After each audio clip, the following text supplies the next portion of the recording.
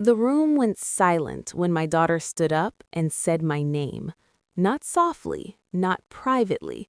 She said it into the conference mic. I was sitting at the long glass table on the 14th floor, the one with the city skyline blazing through the windows behind her. The smell of burnt coffee hung in the air. My palms were damp. I could hear the hum of the projector still running behind me. "Dad," she said, arms crossed, smiling the way she does when she thinks she's already won. "You're done here." A few executives shifted in their chairs. Someone coughed. No one met my eyes. She walked closer, heels clicking on marble, and leaned in just enough for the room to hear. "You were a favor hire," she said, "and honestly, you've become an embarrassment." That line landed hard. I felt heat crawl up my neck. My throat tightened. I had helped start this company out of my garage 10 years earlier, but now I was being fired like a stranger in front of her entire leadership team. No one spoke. The silence stretched, painful, heavy, awkward. Then a voice came from the far end of the table. "Actually," a man said calmly, closing his laptop, "that's not how this is going to go." It was the CFO, a man I barely knew, quiet, always watching. He stood up slowly, and every head in the room turned toward him.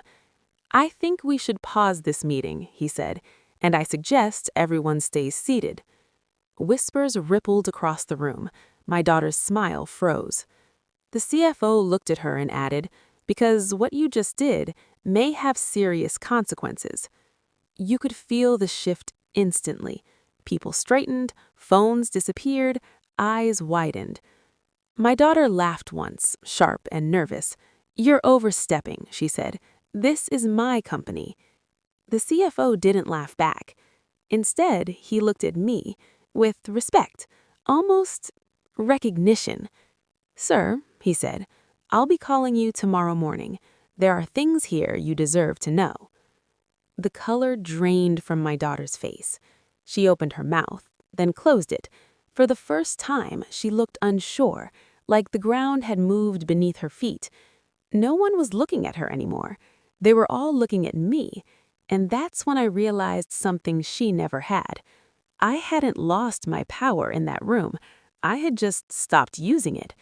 But to understand why the CFO made that call, you have to go back to 6 months earlier, to a late night in my garage, and a document my daughter thought I'd forgotten.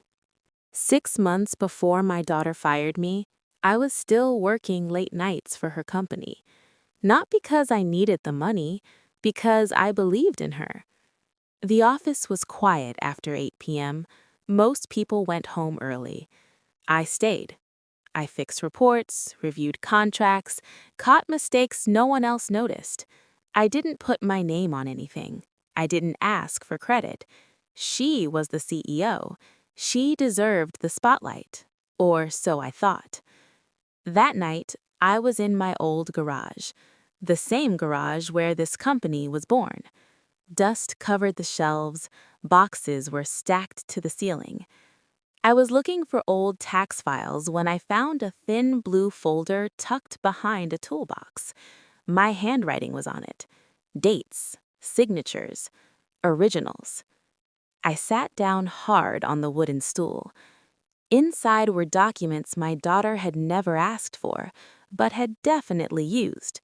Early agreements, silent partnerships, emergency funding papers from when the company almost collapsed and banks refused to help. I remembered that night clearly. She was crying, said payroll would bounce, said employees would quit, said the company would die. I signed without thinking. I trusted her.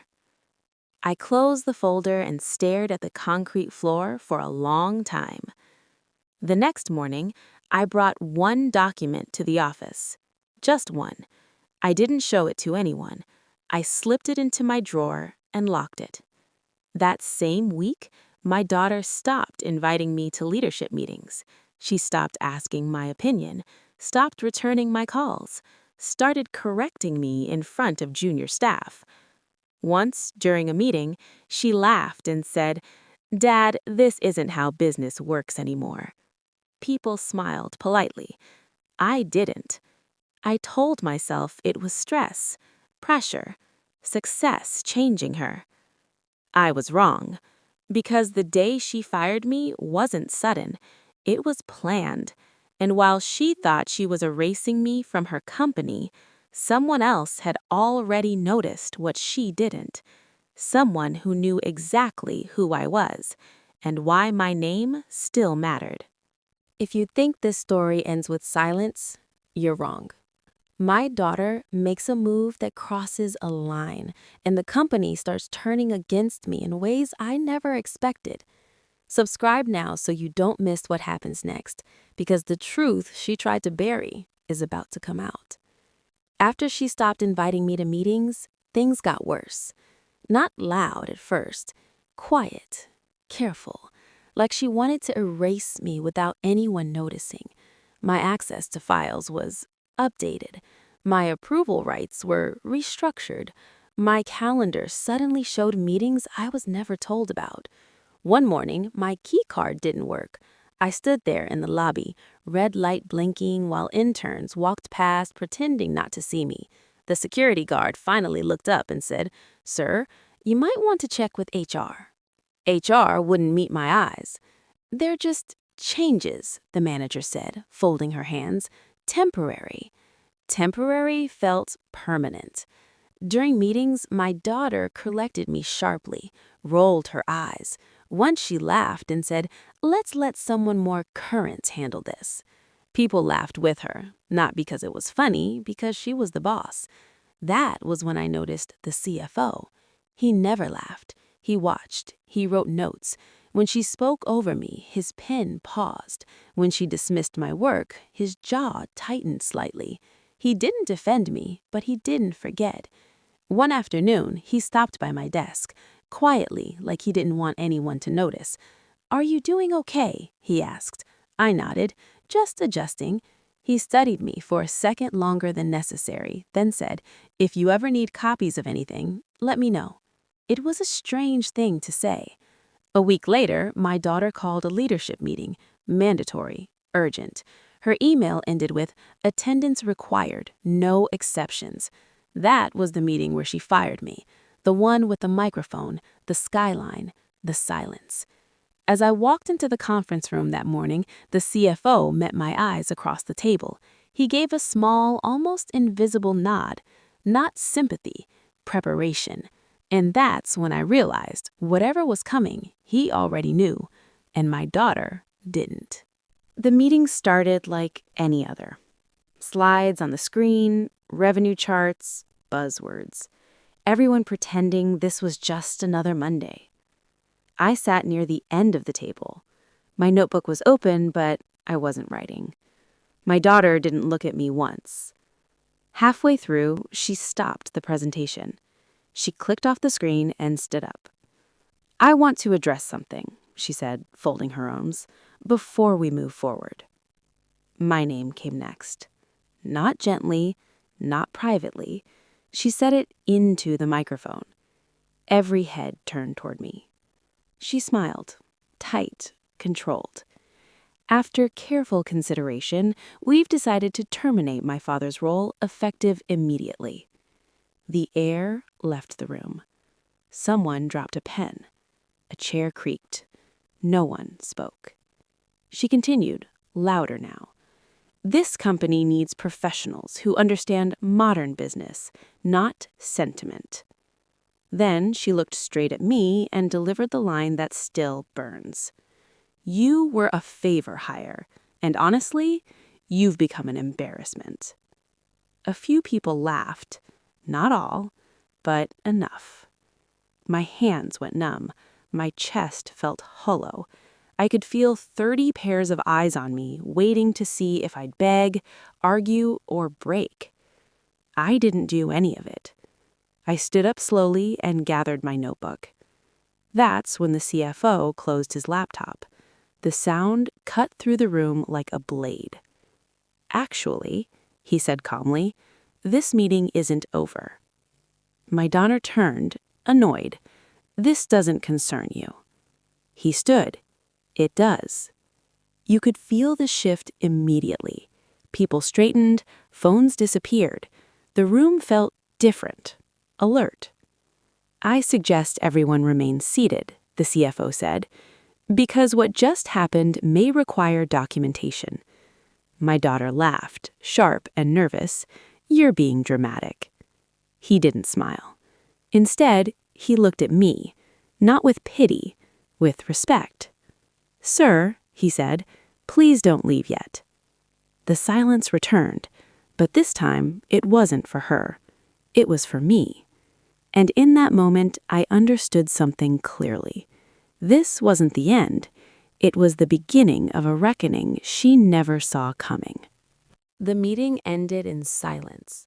No applause, no small talk. People avoided eye contact as they filed out of the room like they'd just witnessed something they weren't supposed to see. I gathered my things slowly. My daughter didn't look at me. She was already on her phone, typing fast, like the moment was over for her. As I reached the door, a quiet voice stopped me. Sir, it was the CFO. Can we talk for a minute? He asked. My daughter looked up sharply. That won't be necessary. He didn't even glance at her. I wasn't asking, he said calmly. The hallway outside was empty. The glass walls made everything feel exposed, like even whispers could be heard. He waited until the door closed. What you just went through, he said, lowering his voice, was not standard procedure. I let out a slow breath. I figured. He nodded. Your termination bypassed board approval. HR was instructed after the fact.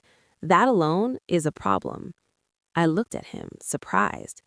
There's more, he continued.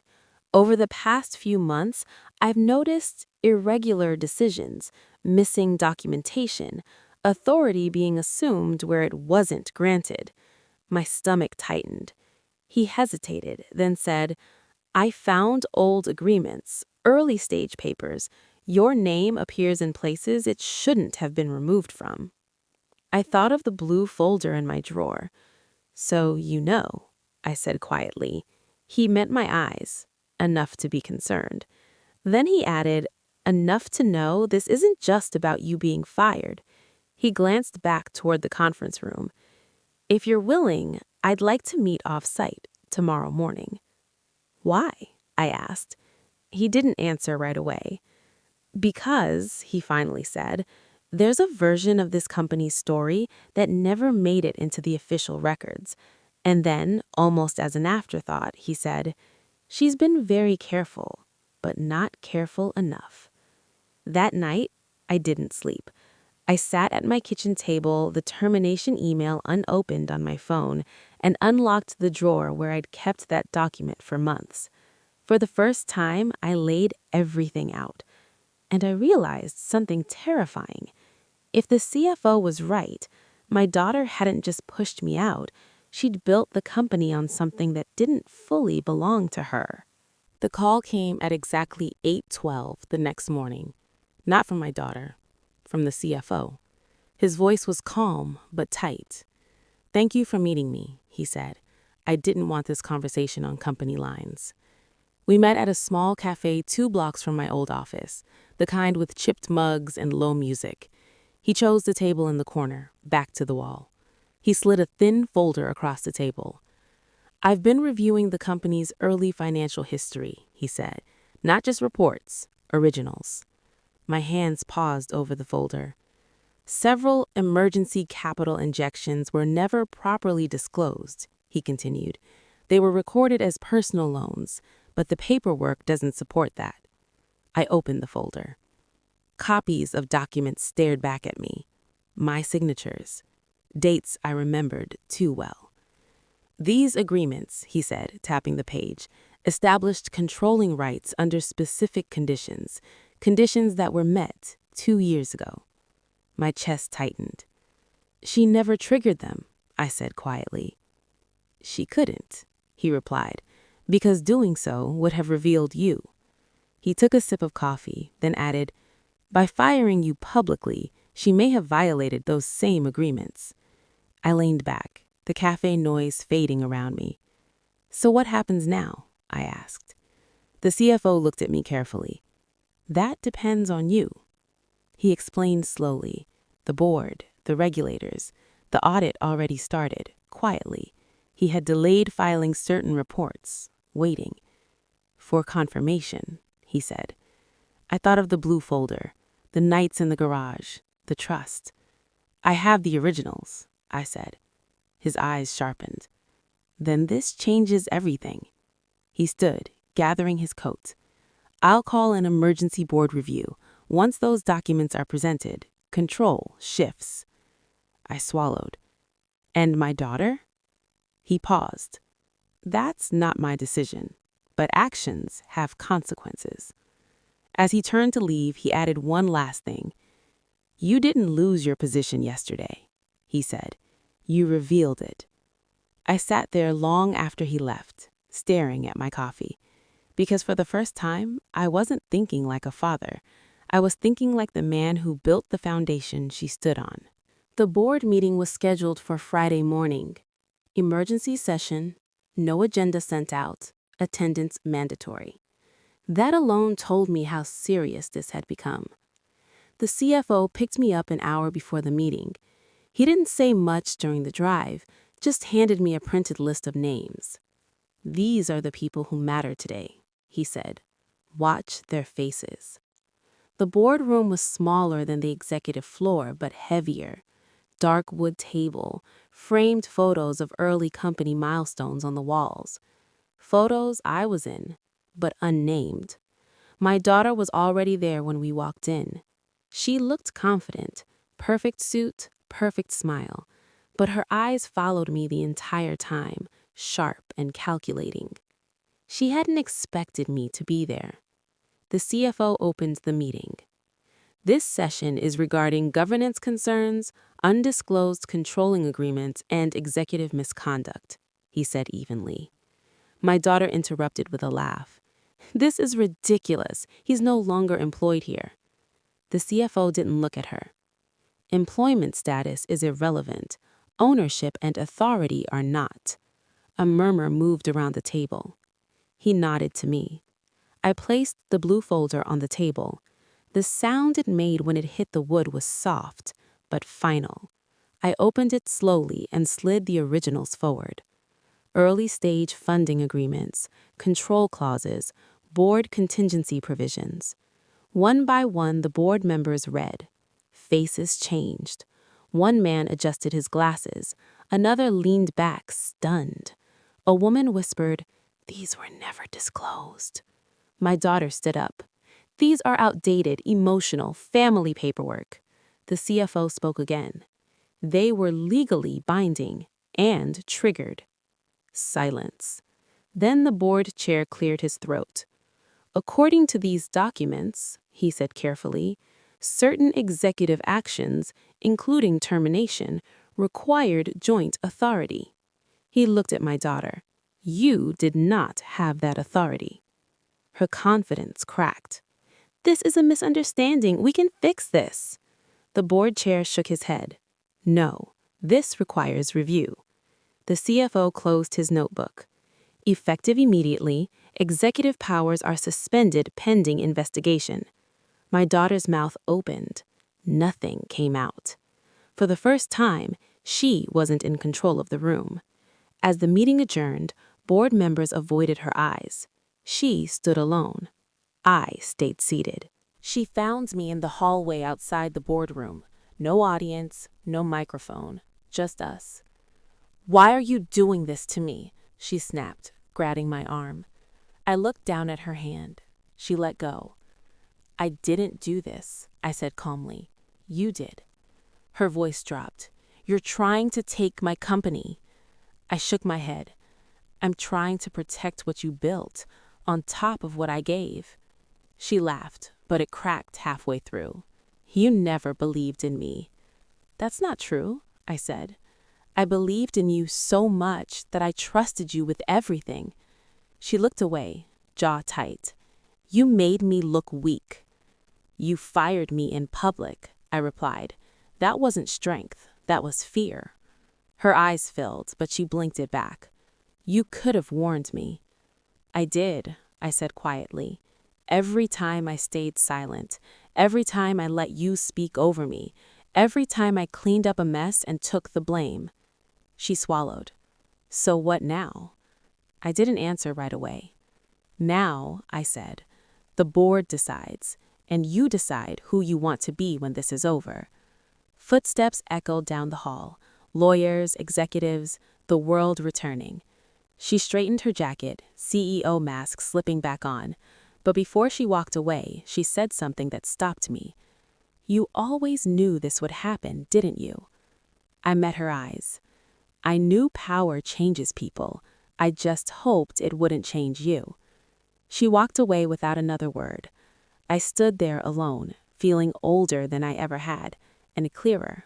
The board's decision came 3 days later. Not by phone, not by email, in writing. My daughter sat across from me in the same building where she had fired me. Only this time, there was no microphone, no audience, no power play. The investigation confirmed everything: governance violations, undisclosed agreements, abuse of authority. Her role as CEO was suspended indefinitely. She didn't cry, she didn't argue, she just stared at the floor, like someone seeing the cost of their choices for the first time. The board offered me a position, not as an employee, as a steward. I declined. I don't need a title, I said. I needed the truth. I asked for one thing instead: that the company be protected, and that my daughter be given a chance to learn, away from power. As I walked out of the building, the city looked different, quieter, lighter. I hadn't won, I had been restored, and sometimes that's stronger than revenge. If this story moved you, subscribe for more real-life stories about trust, betrayal, and quiet strength. Because sometimes the people you underestimate are the ones who built everything.